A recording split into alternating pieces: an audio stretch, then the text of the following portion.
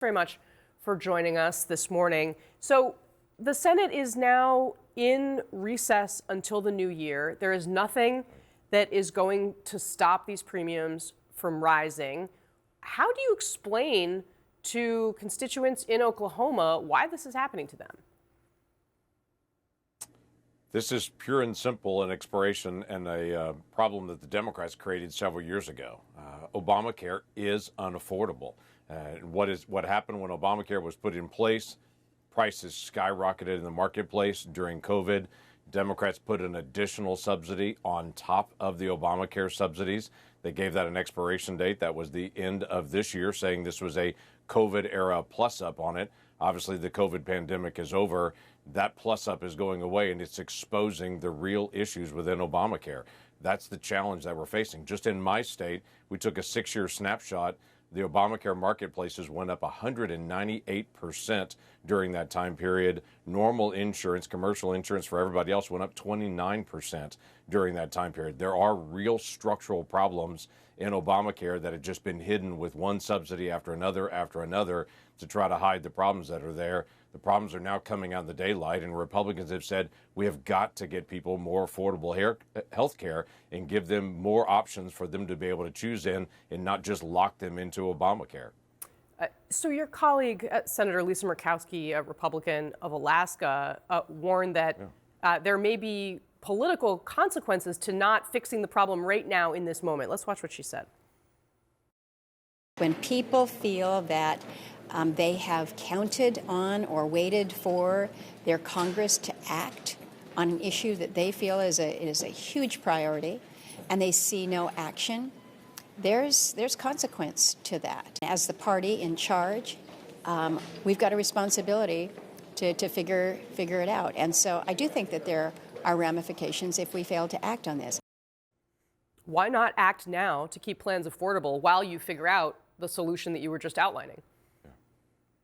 We actually have done that. We voted in the Senate 2 different sets of proposals. Democrats said, let's just extend the current subsidies 3 more years, no reforms, no changes. They wanted to have unlimited caps that literally any amount of income could get Obamacare subsidies on top of it. You could get $500,000 a year of income and get Obamacare subsidies. That's the current structure that they're in. We actually brought it and said, hey, instead of sending money to insurance companies, which is what Democrats want to do, why don't we get those dollars to individuals and to be able to give them greater choice? They opposed that. They did not want individuals to be able to have more choice. They wanted all the money to go straight to insurance companies in these tax credits that they want to give to insurance companies. We said that's caused major problems and all kinds of fraud that we could show all the fraud on it. So we deadlocked on it between should the federal government and insurance companies run health care or should people have more power for that? Is Murkowski right that Republicans will pay There's the all price? kinds of conversation. Well, we'll allow the American people to be able to make decisions on that where they see where the problem actually originated from. I would tell you, health care in 2010, before Obamacare kicked in, health care in 2010, the normal premium was $215. $215. Now take what it is now after Obamacare has been put in place, and I think the American people can see but insurance companies could refuse to cover you for a rise. pre-existing condition. I mean, the healthcare system was vastly different before Obamacare for many of those reasons. That's true, but I would tell you, even when they looked at a plan that is similar to what is called a silver plan now, where you had protection for pre-existing conditions, which I completely support. Everybody in Congress completely supports that. Even if you look at a plan like that, it has gone up well over 200% during that time period. There is a structural problem in Obamacare that we all need to admit. President Obama said this would bring insurance rates down $2,500 a family. It certainly has not done that. So we need to all start by admitting the problem. There is a problem here. Let's work to be able to fix it. Healthcare affordability is a very big issue for every single American. We've got to be able to solve that. We are pushing all kinds of different proposals, associational plans, allowing for high-risk pools, finding ways to be able to put protection for every single family, but also bringing the price down. It's not that Republicans aren't working on this. Democrats just don't want individuals to have more choice. They want to have a very limited number of choices and give more power to insurance companies. We just don't agree. President Trump is planning on convening the insurance companies. He's planning on meeting with them to tell them that they need to voluntarily lower their prices. Is that a strategy that you would support?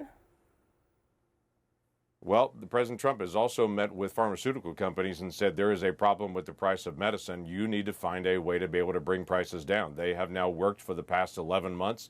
They have put out a proposal to say here's how individuals can get direct access to some of the most expensive drugs, and it will bring the price of drugs down. That starts actually next year. So yes, that is in the power of the president, the power to convene, to be able to say, everybody come in, let's talk about this. This is a real structural problem. So whether it's pharmaceutical companies, whether it's the pharmacy benefit managers, which are one of the biggest culprits behind the scenes in the rise in prescription costs, or whether it is doctors, hospitals, and insurance companies, bring everybody in, let's solve the problem.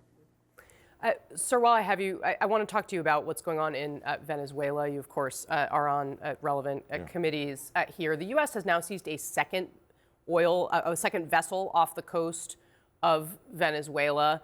And, of course, the president initially said that this was about stopping the flow of drugs. Susie Wiles, his chief of staff, did an interview that suggested the actual goal is regime change. Do you support regime change in Venezuela? Well, I would tell you the Venezuelan people do. They voted against Maduro in the last election. But do Very you few governments other than support China, the United States well, yes, pushing for regime change?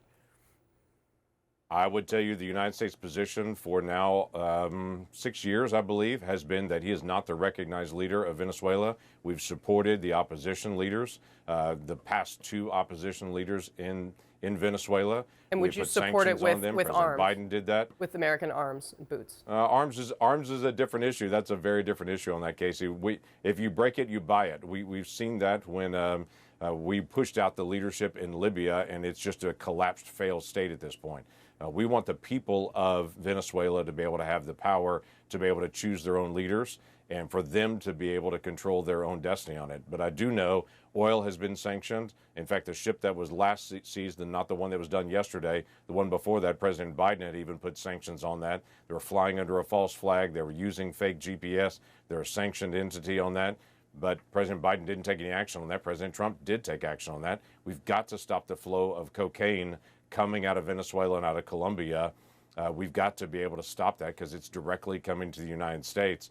And we've got to allow the people of Venezuela to be able to choose their leader there. Venezuela is destabilizing the entire Western Hemisphere. We should not allow that to happen. All right. And sir, on this pre-holiday week, I know you also wanted to touch on, and we wanted to touch on with you, the importance of faith in our lives. But I especially wanted to ask you about the anti-Semitism that we have seen, the terrible attack in Australia on Bondi Beach. There's also, frankly, a rift in the Republican Party that has, especially among MAGA supporters, that has seen some of those supporters platforming people who hold incredibly deeply anti-Semitic views. What do you say to people on the right about the dangers of anti-Semitism? I say the same thing I say to people on the right, left, or people that aren't politically engaged at all. Anti-Semitism is wrong. The First Amendment protects your right to say any dumb thing, but it doesn't change that it's not a dumb thing. And for these groups of folks that are calling themselves the new right, they are actually quoting an old wrong. Anti-Semitic Semitic tropes are just wrong. It violates our basic structure of who we are as Americans, that we want all people to be able to rise. This goes back to 1790 in a conversation with George Washington, the new president, with a Jewish congregation in Rhode Island, where George Washington promised that the United States will always be a place that will protect the rights of Jewish individuals to be able to thrive here. So this is core of who we are, and we need to continue to be able to protect that. And it's hard to imagine just a week ago today we were awakening on this Sunday morning to the attack that was there at Bondi Beach in Sydney, and just our hearts just sank thinking about that. But we've also seen attacks in Pittsburgh here. We've seen attacks in Boulder, Colorado here, where individuals that were just standing up for Israel or standing up for their right to be Jewish were attacked, and in Colorado were set on fire. We've got to be able to turn down the rhetoric and to be able to speak out clearly for every individual to have the right to be able to live their faith, practice their faith, change their faith, or have no faith at all. That is a core American principle. And Finally, sir, we've talked quite a bit about loneliness and the disconnection that many Americans feel, and how that may be contributing to many of the ills we're seeing in society. As you know, a former minister yourself, I mean, what do you say to people who feel isolated, who feel alone this holiday season? Yeah, connect with people. There's two things here. First, families and individuals need to find people that they see around them that are isolated and alone. There are folks that have lost a loved one, that have lost a spouse or lost a child, or that they are very, very alone during this holiday season. This is a really hard time because every time they turn on the TV, there's pictures of families getting together, there's pictures of everything else, and they don't have that. So reaching out to those folks, just touching base with them, inviting them into your gatherings, giving them a phone call, tracking those folks, just to say, hey, I see you and I'm praying for you, or I want to be able to encourage you or bring a meal to you. Those things are incredibly significant. So if there's anything we know from the Christmas season, this is a God that we recognize, that saw humanity, saw all of our struggles, that he came personally to be able to be in that manger, to be able to live life with us, to say, I see your loneliness, I see your struggles, I forgive your sins. That is the real message of Christmas. I know we put a lot around it about gathering with families, and those are all really important times. But Christmas is really about a God who sees us where we are and came to be with us. He wasn't disconnected. He came to us to be able to show us his affection. So let's do that for other people as well and enjoy this Christmas season. All right, Senator James Lankford, thank you so much for spending some time with us today. Merry Christmas to you and your family. Merry Christmas to you as well. All right, coming up next here.